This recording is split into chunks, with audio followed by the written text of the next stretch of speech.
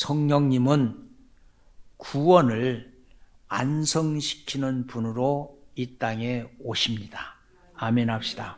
성령님은 구원을 완성시키시기 위해서 이 땅에 오신 분입니다. 에레미야 선지자가 새 언약에 대해서 예언하면서 결국 하나님과 언약을 지킴으로 구원받은 백성을 가려내는데, 그 언약의 표가 하나님의 말씀을 믿음으로 순종하는 자들인 줄로 믿습니다.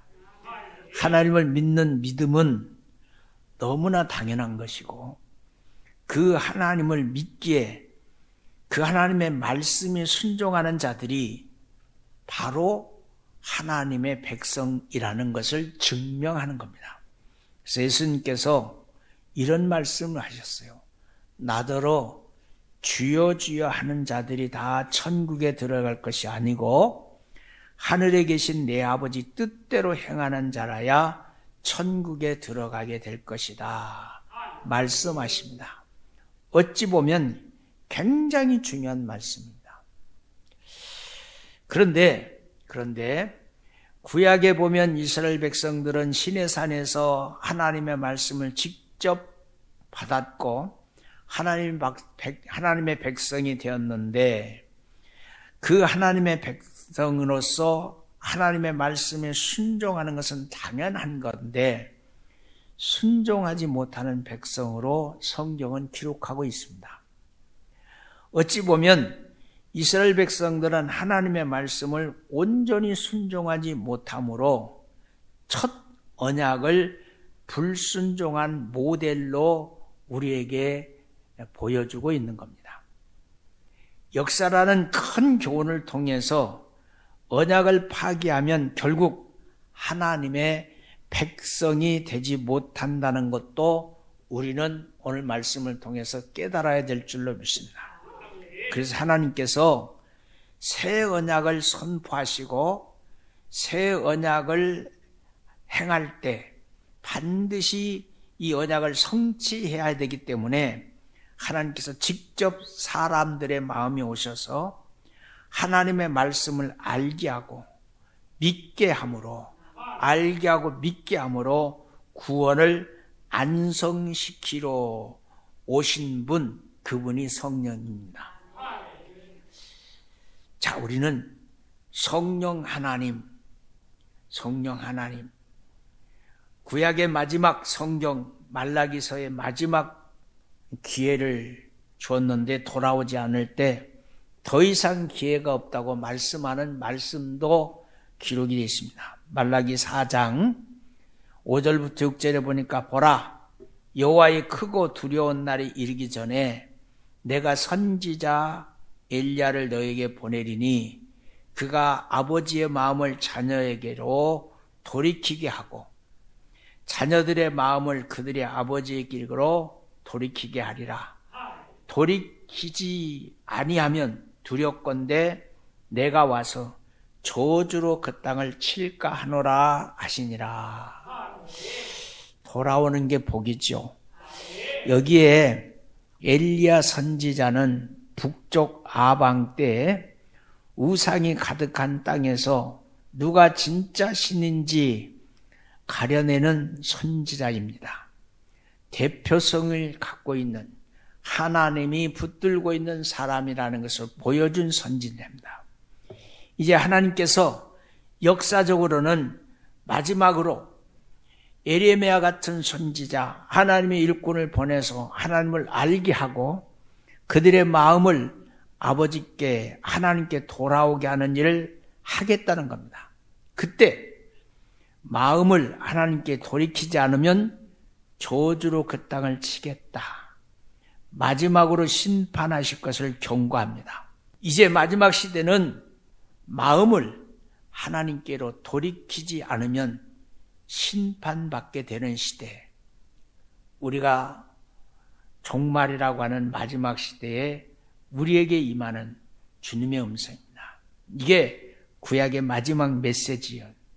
그래서 신약시대에 예수님께서 이 땅에 오셔서 구약의 짐승 대신 속죄 제물이 되심으로 우리를 죄에서 구원하시는 근본적인 구원을 안성시킨 줄로 믿습니다. 그리고 이것을 믿을 수 있는 기회를 주신 겁니다. 이것이 바로 복음입니다. 복음은 만민 앞에 평등합니다. 모든 사람이 구원받을 수 있는 기회를 주신 평등이 복음입니다. 그리고 오순절 마가의 다락방에서 성령이 오심으로 모든 사람에게 성령 받을 수 있는 시대를 열어놓으신 것이 오늘 우리가 살고 있는 이 시대입니다. 이런 시대적인 하나님의 뜻을 발견하고 예수님을 믿게 된 공동체가 바로 교회, 에클리시아, 죄에서 구별된 성도들의 모임이 오늘 여기 앉아있는 여러분과 나입니다. 건물이 교회가 아니라 예수를 믿는 무리가 교회인 줄로 믿습니다. 이렇게 예수를 믿는 사람들이 교회라는 공동체를 이루게 됐을 때, 그런데 그런 사람들이 그리 쉽게 변하지 않는 거죠. 예수를 믿고 하나님의 백성이 됐지만 그의 못된 성질이 잘 변치 않습니다. 어찌 보면 고래 심줄같이 그 고래 심줄 같은 고집 꺾이지 않습니다. 세상 버릇 끊어지지 않습니다. 세 가지를 말했어요. 못된 성질, 좀 강하게 표현하려고 그랬어요. 지랄 같은 성질, 이게 안 변해요. 고래 심줄 같은 고집 안 꺾여요. 꺾여야 되는데 세상의 버릇이 잘 안 꺾입니다. 그래서 초대교회 공동체의 제일 큰 문제는 예수를 믿고 하나님의 백성이 됐지만 뭐 하진 않았어요. 잘 변화되지 않는 게 문제였어요. 여러분, 여기서 우리 교회를 한번 돌이켜봐요. 예수를 믿어요. 직분도 있어요. 교회에서 봉사도 충성도 열심히 해요. 그런데 이 세 가지가 변하지 않는 거예요. 성질, 고집, 세상 버릇. 이게 잘 안 변해. 그래서 초대교회 성도들에게 바울이 교회를 쓰면서 제일 먼저 이야기하는 게 뭐냐면 하나 되라. 하나 되라. 하나 되라. 하나 되라 말씀입니다. 하나 되라. 오늘 읽은 본문 1절부터 3절, 바울이 로마 감옥에서 묵상하면서 교회를 위해서 기도할 때 하나님께서 그런 감동을 주신 거예요. 교회는 하나 돼야 된다. 하나. 강단 따로, 해중 따로. 큰일 납니다. 교회는 질서 위에 하나님이 역사하시는 것을 경험해야 됩니다. 여러분, 부르심을 받은 일에 합당하게 행하라. 예수 믿는 자로 합당하게 행해야 될 줄로 믿습니다. 겸손, 온유, 오래 참음, 사랑, 용납, 평안, 이게 다 성령 하나님 주시는 마음입니다. 다시 말해서 성령을 통해서 하나 되게 하신 것을 그냥 지키는 것도 아니고 힘써 지키라고 말했어요. 힘써 지켜. 여러분, 사모하는 자에게 하나님이 은혜를 주실 줄로 믿습니다. 성도는 하나이신 하나님께 나왔기 때문에 하나된 모습을 보여야 돼요. 주도 하나요, 믿음도 세례도 하나님도 한 분이시라고. 하나된 것을 보이려면 똑같은 옷을 입으면 안 됩니다. 신혼부부가 커플티를 입습니까? 우리는 하나요, 그 얘기예요. 근데 지금은 왜 안 입었습니까? 우리는 다릅니다. 그런 거예요. 아니, 연애할 때는 커플링, 그리고 그냥 신발도 커플. 이렇게 하다가 결혼 딱 하고 몇 년 살더니 우리는 달라요. 각자예요. 우리 성도들의 마음은 하나여야 되는 줄로 믿습니다. 사실 예수님의 소원도 성도가 하나 되는 거예요. 예수님께서 십자가 지시기에서 그 고통 중에 성도를 위해서 기도하실 때 제일 걱정한 게 뭐냐면 내 제자들이 하나 돼야 한다. 하나. 십자가의 고통보다 더 마음을 무겁게 한 것은 성도가 하나 되는 거예요. 요한복음 17장 8절부터 11절까지 보면 그렇게 말하고 있어요.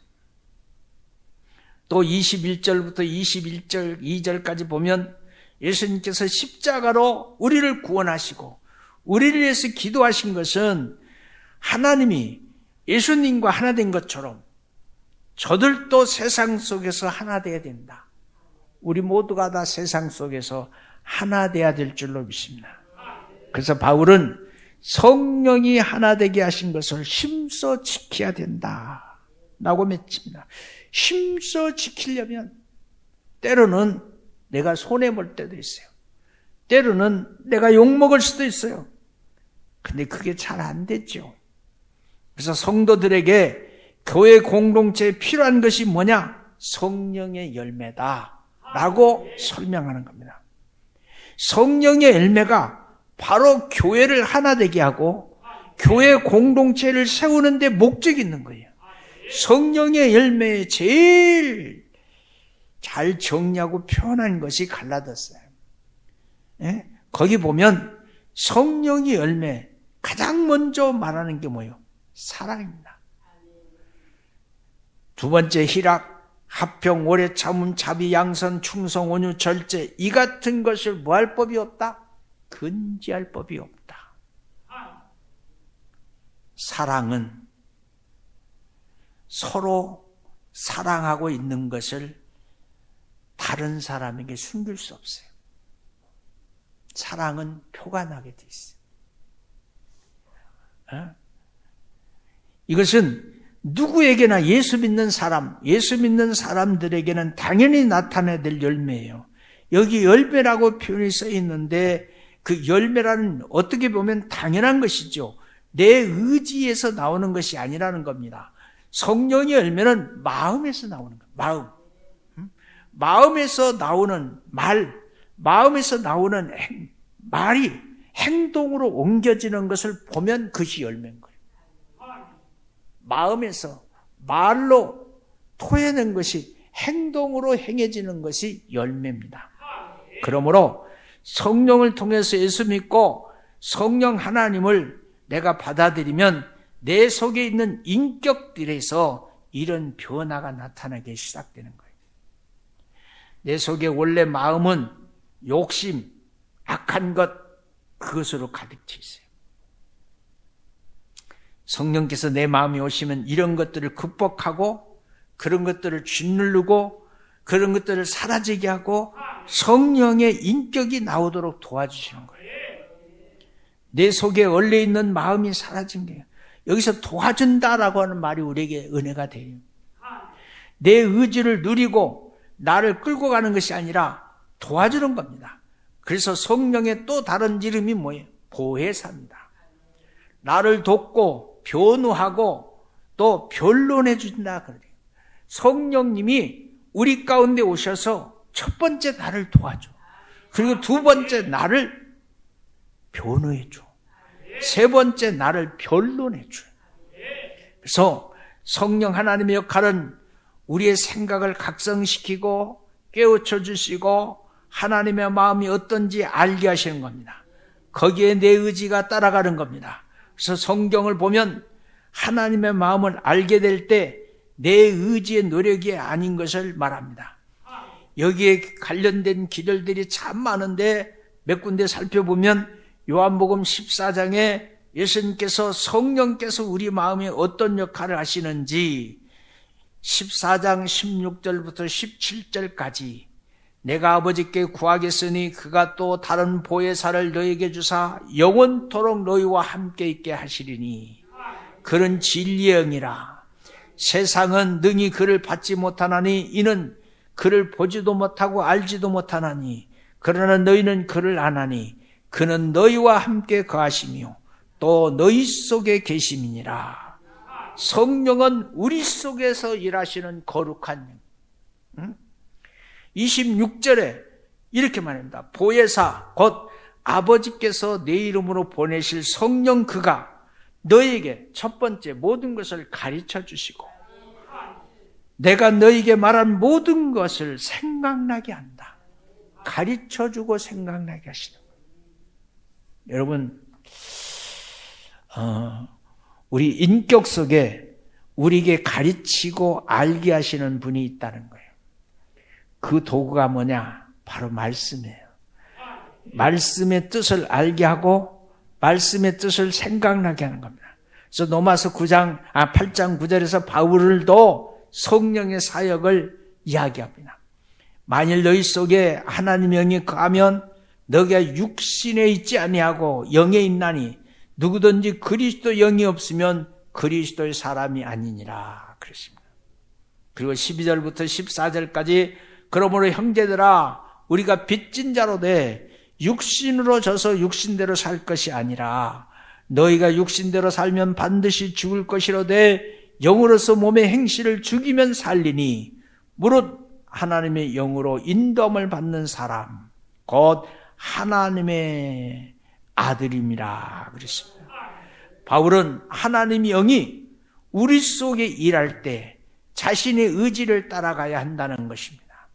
성령께서 우리를 인도할 때 우리 욕심을 죽이는 삶을 살아가도록 율법을 완성시키도록 우리에게 말하는 겁니다. 너희가 만일 성령의 인도함을 받으면 율법 아래 있지 아니하리라. 갈라디아에서 좀 더 구체적으로 바랍니다. 성령 따라 행하라. 성령은 우리 인격에서 깨닫게 하시는 거룩한 영인 줄로 믿습니다. 그런데 우리의 인격이 그 성령의 생각을 따라 행하게 할 때 그때 우리에게 있어서 열매가 다른 사람의 눈에 보여지게 되는 줄로 믿습니다. 성령의 열매가 맺혀진다 그 말은 내가 마음에 먹고 있는 생각이 말로 튀어나가고 그 말이 행동으로 옮겨질 때 하나님의 말씀에 반하여 말씀대로 말하고 말씀대로 행동하면 말씀대로 열매가 맺어지는 거고 말씀이 없이 내 육신의 생각대로 말하고 육신대로 움직이면 육신의 열매가 맺어져 반드시 성령을 거스르게 한다 말하고 있으니 우리는 말씀을 쫓아 살아서 사랑하게 되고 희락하게 되고 화평하게 되고 오래 참게 되는 그리고 자비를 베풀고 양선하고 온유하고 절제하는 그런 믿음의 사람으로 살아가는 나와 여러분의 삶이 되시기를 주님의 이름으로 축원합니다. 오늘 말씀이 결론이기도 하고 우리를 돌아보게 하는 것을 바울이 빌립보 교회의 모습을 통해서 우리에게 주는 음성이 있습니다. 빌립보 교회는 참 은혜가 있고 사랑 있는 교회였습니다. 그런데 그 교회에 유집사하고 순집사가 싸웠어요. 싸웠어. 그래서 바울이 편지를 쓰게 됩니다. 빌립보서 4장 2절 내가 유집사 유오디기아를 권하고 순집사 순두개를 권하느니 주 안에서 같은 마음을 품어라. 싸우지 않으려면 어때? 한 마음 되라. 대충 분위기 아시잖아요. 둘 다 열심히 있는 집사들이 나쁜 일로 싸운 게 아니라 서로 열심히 하려 보니까 분쟁이 생기는 거예요. 그래서 4절부터 7절까지 바울이 두 집사들을 또 빌립보 교회에게 이렇게 말합니다. 주 안에서 항상 기뻐하라. 내가 다시 말하느니 기뻐하라. 그 말을 뒤집어 보면 지금은 빌립보 교회는 기뻐하고 있다 않다? 기뻐하지 않고 있다는 얘기예요. 아무것도 염려하지 말고 다만 모든 일에 기도와 간구로 너희 구할 것을 감사함으로 하나님께 아뢰라. 그러면 모든 지각이 뛰어나신 하나님의 평강이 그리스도 예수 안에서 너희 마음과 생각을 뭐한다? 지키시느니라. 성령이 우리 마음을 지켜주시는 거예요. 여기 한마디로 하나님이 하나되게 하신 것을 힘써 지켜라. 사람 때문에 염려하지 말고, 나와 다른 것 때문에 서로 다투고 시기하고 질투하고 분내지 말고 감사함으로 하나님께 다 아뢰라. 일을 하다 보면 생각 다를 수 있어요. 일을 생각하다 보면 저 사람은 좀 빠르고 나는 느릴 수 있어요. 지난번에 우리 선교대 할 때 제가 주방을 이렇게 한번 쳐다봤습니다. 주방에서 봉사하는 사람들 이렇게 보니까 우리 집사님들이, 나는 우리 하문지 집사님 손이 그렇게 빠른지 예전에 미처 몰랐어요. 빠르더라고. 감사해. 그런데 그 자리 딱 차지하고 있는데 문 집사가 있어요? 없어. 그 사람이 함 집사는 10개씩 쳤는데 그 옆에서 하나를 갖고 계속 뽀도닥 하고 있으면 일이 돼요, 안 돼요? 안 되는 거죠. 하나 되는 거 중요해요. 하나 되는 걸 우리는 힘써 지켜야 되는 줄 믿습니다. 그러면서 성령께서 내 마음에 있어서 평강을 주세요. 왜? 하나 되게 하면 질서가 서고, 질서가 서면 모든 생각이 같기 때문에 뭐예요? 평안하는 겁니다. 마음과 생각을 주관하시는 분이 성령 하나님이신 줄로 믿습니다. 사람 때문에 분이 나고 화가 나거든 이런 사람을 붙여주신 하나님께 물어보시라는 겁니다. 그러면 그 사람을 왜 필요한지, 내가 얼마나 속이 좁은지, 그 사람도 그렇게 나쁜 사람이 아니라는 것을 알게 하는 거예요. 여러분, 하나님께서 하나 되게 하신 것을 힘써 지키는 것은 뭐다? 은혜다. 은혜 아니면 그렇게 할 수 없어요. 이것이 바로 성령의 사역입니다. 오늘 저와 여러분이 이런 성령의 은혜를 누릴 수 있기를 바라고, 성령께서 주시는 마음과 생각을 따라서 하나님의 말씀에 순종함으로 성령이 하나 되게 하는 교회를 세워가고, 가정을 지켜가고, 하나님의 거룩한 공동체를 이뤄나가는 저와 여러분의 간절한 모습이 되기를 주의 이름으로 축원합니다.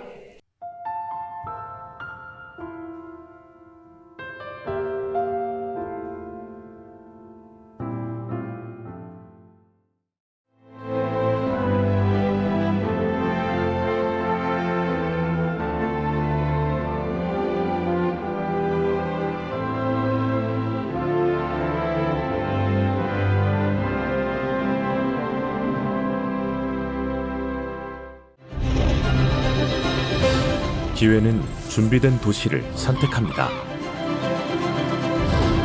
대지엔 바이오, 반도체, 도심엔 문화, 하늘엔 우주. 대한민국 미래 산업의 새로운 가능성을 열어가는 곳. 격이 다른 도시, 순천입니다.